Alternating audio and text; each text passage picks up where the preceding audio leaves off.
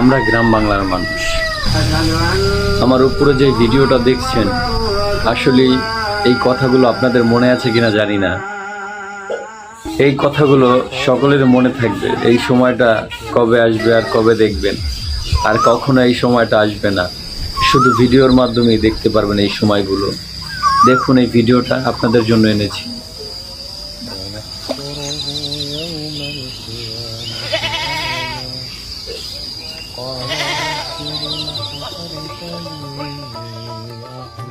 وقد كنت بصيرا